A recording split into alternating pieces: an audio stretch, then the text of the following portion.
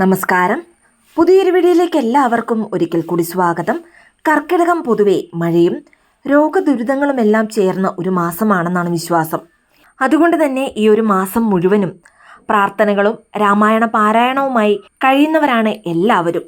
മാത്രമല്ല, ഈ കർക്കിടക മാസം ക്ഷേത്ര ദർശനം നടത്തുന്നതും നല്ലതാണ്. പ്രത്യേകിച്ചും ശിവക്ഷേത്രത്തിൽ. ശിവൻ മൃത്യുവിനെ അകറ്റാൻ കഴിയുന്ന ഈശ്വരനാണ്. അതുകൊണ്ട് തന്നെ ഈ കർക്കിടക മാസത്തിൽ ശിവപ്രീതി നേടുന്നതും നല്ലതാണ്. കർക്കിടക മാസത്തിൽ ശിവക്ഷേത്ര ദർശനം നടത്തുന്നതിനോടൊപ്പം തന്നെ നമ്മുടെ ജീവിതത്തിലെ ദുഃഖങ്ങളും ദുരിതങ്ങളും മനപ്രയാസങ്ങളും മാറിക്കിട്ടുവാൻ ശിവക്ഷേത്രത്തിൽ ചെയ്യേണ്ട അതിശക്തിയാർന്ന വഴിപാടിനെ കുറിച്ചാണ് ഇന്നത്തെ വീഡിയോയിലൂടെ പറയാൻ പോകുന്നത്. അതിനു മുൻപായി ഈ ചാനൽ ആദ്യമായി കാണുന്ന എല്ലാവരും സബ്സ്ക്രൈബ് ചെയ്യുവാനും അടുത്തുള്ള ബെൽ ബട്ടൺ പ്രസ് ചെയ്യുവാനും മറക്കരുത്. അപ്പോൾ എല്ലാ ദിവസവും ഇടുന്ന വീഡിയോസിന്റെ നോട്ടിഫിക്കേഷൻ ഉടൻ തന്നെ നിങ്ങൾക്ക് ലഭിക്കുന്നതാണ്. ഈ കർക്കിടക മാസം അവസാനിക്കുന്നതിന് മുൻപായി ഏതെങ്കിലും ഒരു ദിവസം ഈ വഴിപാടുകൾ ചെയ്യുന്നതിലൂടെ നിങ്ങളുടെ ജീവിതത്തിൽ സകല നന്മകളും വന്നു ചേരുന്നതാണ്. ഇനി ഈ രണ്ട് വഴിപാടുകളും ഒരുമിച്ച് ഒരേ സമയത്ത് തന്നെയാണ് ചെയ്യേണ്ടത്.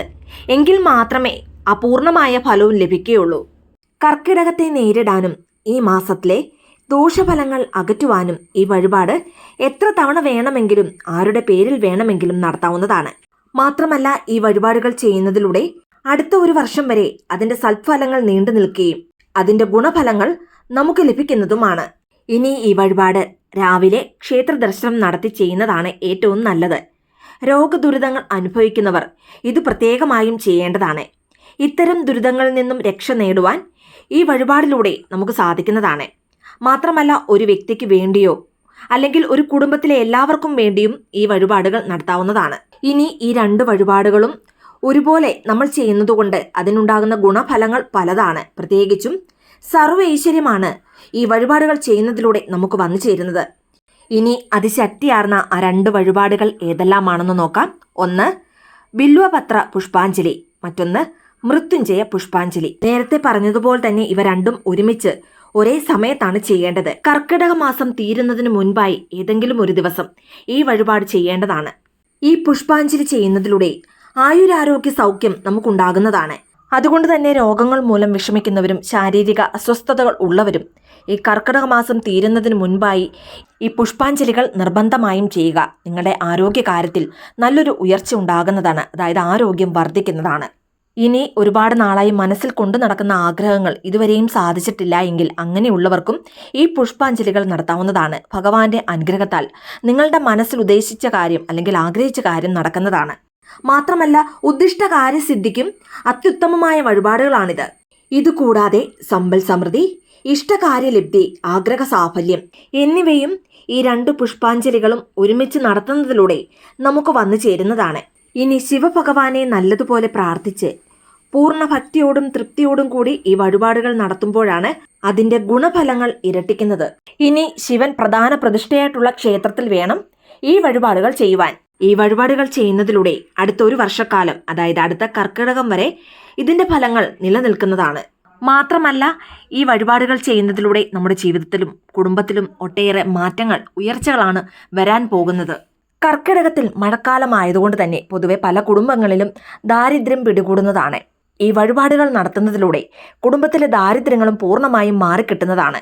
ഇതിനെല്ലാം ഉപരി അടുത്ത ഒരു വർഷം വരെയും നമ്മുടെ കുടുംബത്തിൽ സകല ഐശ്വര്യങ്ങളും സമ്പൽ സമൃദ്ധിയും നിറയുന്നതുമാണ്. ഇതാണ് ശിവക്ഷേത്രത്തിൽ ചെയ്യേണ്ട വഴിപാടുകൾ. ഇതുപോലെ തന്നെ ശ്രീകൃഷ്ണ ക്ഷേത്രത്തിലോ വിഷ്ണു ക്ഷേത്രത്തിലോ ഈ കർക്കിടക മാസത്തിൽ പോയി കാര്യസാധ്യത്തിന് വേണ്ടി ചെയ്യാവുന്ന വഴിപാടുകളും ഉണ്ട്. ഇനി നിങ്ങളുടെ വീടിന്റെ അടുത്ത് ശ്രീകൃഷ്ണ ക്ഷേത്രം ഇല്ല എങ്കിൽ വിഷ്ണു ഭഗവാന്റെ അവതാര മൂർത്തികളുടെ ക്ഷേത്രത്തിലും ഈ വഴിപാടുകൾ നടത്താവുന്നതാണ്. ഇനി ഇത് വ്യാഴാഴ്ച ദിവസമാണ് ചെയ്യേണ്ടത്. ഭഗവാന് നെയ്വിളക്ക് വഴിപാടായി സമർപ്പിക്കുക. അതിനോടൊപ്പം ഭാഗ്യസൂക്താർച്ചനയും ചെയ്യുക. ഇതിലൂടെ ഇഷ്ടകാര്യസിദ്ധി വന്നു ചേരുന്നതാണ്. മാത്രമല്ല, ആഗ്രഹിച്ച കാര്യം നടന്നു കിട്ടുവാൻ ഏറെ ഉത്തമമായ വഴിപാട് കൂടിയാണിത്. വിവാഹ തടസ്സം മാറാനും സന്താന ഭാഗ്യം ഉണ്ടാകുവാനും ഈ വഴിപാട് നടത്തുന്നത് നല്ലതാണ്. ഇനി ഈ വഴിപാട് നടത്തി മനസ്സുരുക്കി പ്രാർത്ഥിച്ചാൽ മനസ്സിൽ ഉദ്ദേശിക്കുന്ന കാര്യം അല്ലെങ്കിൽ മനസ്സിലെ ആഗ്രഹം ഉടനടി തന്നെ നടന്നു കിട്ടുന്നതുമാണ്. ഇതുകൂടാതെ ഈ കർക്കിടക മാസത്തിൽ അന്നദാനം പോലെയുള്ള പുണ്യപ്രവർത്തികൾ ചെയ്യുന്നതും ഏറെ നല്ലതാണ്. വലിയ തുക കൊടുക്കുവാൻ സാധിച്ചില്ലെങ്കിലും ക്ഷേത്രങ്ങളിൽ അന്നദാന വഴിപാടിനുള്ള ഭണ്ഡാരം കാണും. നിങ്ങളുടെ കയ്യിൽ 1 രൂപയേ ഉള്ളുവെങ്കിലും അത് ഈ ഭണ്ഡാരത്തിൽ സമർപ്പിക്കാവുന്നതാണ്.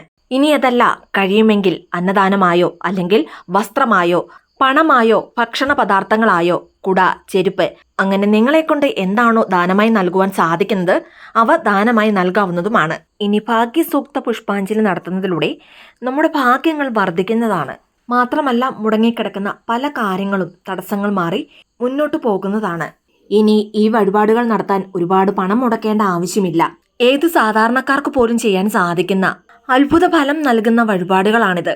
അതുകൊണ്ട് തന്നെ നമ്മുടെ ജീവിതത്തിൽ ഉണ്ടാകുന്ന ആപത്തുകൾ, വിപത്തുകൾ, കഷ്ടകാലങ്ങൾ, ദുരിതങ്ങൾ, കഷ്ടപ്പാടുകൾ, വേദനകൾ, പ്രയാസങ്ങൾ, സാമ്പത്തിക തടസ്സങ്ങൾ ഇവയെല്ലാം തന്നെ ഇങ്ങനെയുള്ള വഴിപാടുകളിലൂടെ നമുക്ക് മാറ്റിയെടുക്കുവാൻ സാധിക്കുന്നതാണ്.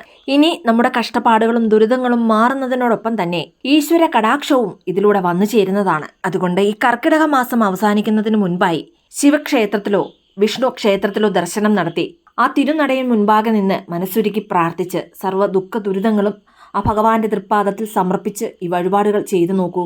ജീവിതത്തിൽ ഇതുവരെയും നിങ്ങൾ അനുഭവിച്ചു കൊണ്ടിരുന്ന എല്ലാ കഷ്ടപ്പാടുകൾക്കും ദുരിതങ്ങൾക്കും ഒരവസാനം ഉണ്ടാകുന്നതാണ്. എല്ലാവർക്കും ശിവഭഗവാന്റെയും വിഷ്ണു ഭഗവാന്റെയും പരിപൂർണമായ അനുഗ്രഹം ഉണ്ടാകട്ടെ എന്ന് പ്രാർത്ഥിക്കുന്നു. വീഡിയോ ഇഷ്ടമായ ലൈക്ക് ചെയ്യാനും മറ്റുള്ളവരിലേക്ക് ഈ വീഡിയോ ഷെയർ ചെയ്ത് കൊടുക്കുവാനും മറക്കരുത്. ഇതുപോലെയുള്ള വീഡിയോസിനായിട്ട് ചാനലൊന്ന് സബ്സ്ക്രൈബ് ചെയ്യുവാനും മറന്നു പോകരുത്. വീണ്ടും നല്ലൊരു വീഡിയോ ആയിട്ട് വരുന്നിടം വരെ നന്ദി, നമസ്കാരം.